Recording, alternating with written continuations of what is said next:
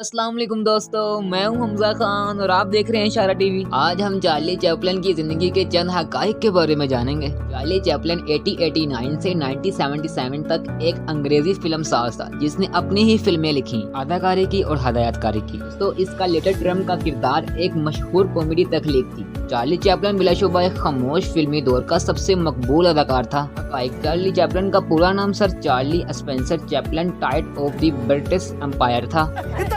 Charlie की पैदाइश 16 अप्रैल 1886 को इंग्लैंड में हुई और वफात 25 दिसंबर 1977 वार्ड स्विट्जरलैंड में हुई। उसके वालिद का नाम सर चार्ल्स चैपलिन और वालदा का हना चार्ल्स था। के इब्तिदाइया और स्टेज कैरियर। ये चैपलिन म्यूजिक हॉल के तफरी अफराद के खानदान में पैदा हुआ, यानी हम ये कह सकते हैं कि चार्ली चैपलिन को अदाकारी विरासत में मिली। चैपलिन स्टेज पर पहली बार इस वक्त नमूदार हुआ जब वो 5 साल का था। इस वक्त चैपलिन को अदाकारी और कॉमेडी करने में दुश्वारी पेश आई, लेकिन 9 साल की उम्र में इसने तफरी मसले को पकड़ लिया, यानी अदाकारी को इस वक्त चैलेंज के तौर पर तस्लीम किया। चार्ली चैपलिन गुर्बत में पले बढ़े। जब चैपलिन 16 साल के थे तो इनके वालिद एक मुस्तकिल इदारे से वाबस्ता थे। 14 साल की उम्र में ही चैपलिन ने लंदन के वेस्ट एंड के ड्रामों में स्टेज पर परफॉर्म करना शुरू कर दिया। चार्ली जल्द ही एक मशहूर मज़ाहिया कॉमेडियन अदाकार बन गए। ये फिल्म की कामयाबी। चैपलिन की पहली फिल्म फीचर फिल्म में शामिल थी। ये बॉक्स ऑफिस की कामयाबी थी, जिसकी वजह से उस दौर में हॉलीवुड को एक लेजेंडरी अदाकार मिला। लॉस एंजलिस में वाक़िया होमी नाम के शख्स ने चार्ली चैपलिन को हॉलीवुड से मुतारिफ करवाया।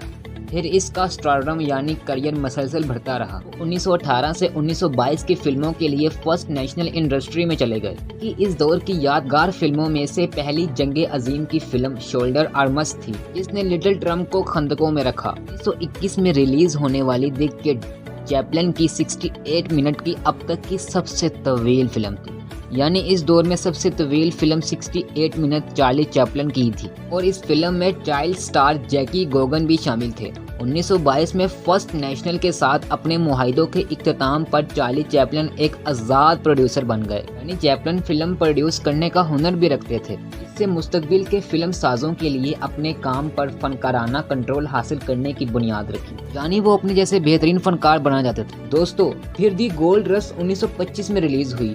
ये चैपलिन की दूसरी आज़ाद फ्यूचर फिल्म थी। इनके करियर की कामयाब तरीन फिल्मों में से एक बन गई, यानी उस दौर की सुपरहिट फिल्म। इन्हें इसे अपना बेहतरीन काम समझ लिया और मजीद इस प्रोजेक्ट पर काम करना शुरू कर दिया। फिर चैपलिन की अगली हिट फिल्म दी सर्कस 1928 में रिलीज हुई। ये एक और कामयाबी थी और इसे अकेडमी अवार्ड की तकरीब में खसूसी अवार्ड से नवाजा। तो चैपलिन की बहुत सी खामोश फिल्मों में से एक सैटेलाइट फिल्म थी। यह प्रोजेक्ट 1931 में रिलीज किया गया।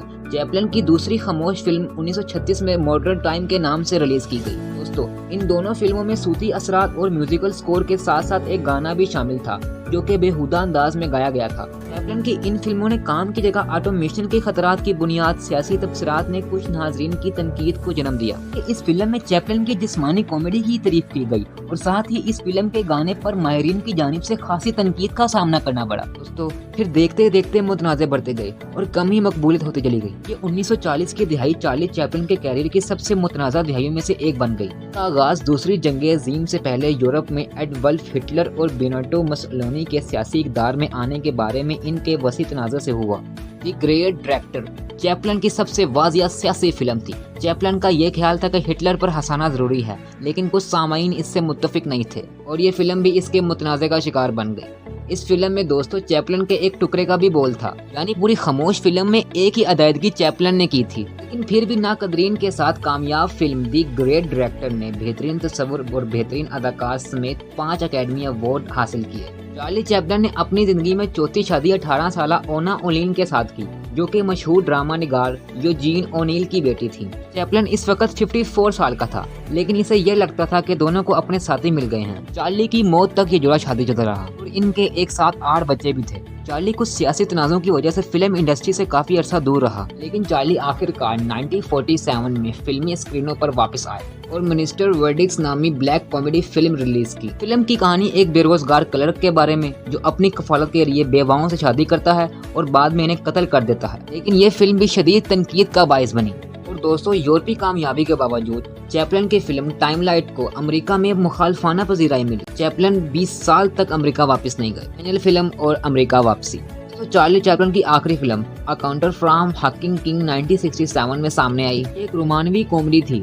फिल्म में दुनिया के दो बड़े सितारे मार्लन ब्रांडो और सोफिया लोरेन के साथ अदाकारी की और खुद इस फिल्म में चैपलिन मुख्तसर ही नजर आए। बदकिस्मती से ये एक नाकाम फिल्म थी और इसे मनफी जायजे मिले। फिर 1972 में academy of motion picture of art sciences ने चार्ली चैपलिन को इसकी जिंदगी भर की कामयाबी के लिए खुसूसन ऑस्कर हासिल करने के लिए अमेरिका वापस आने की दावत दी।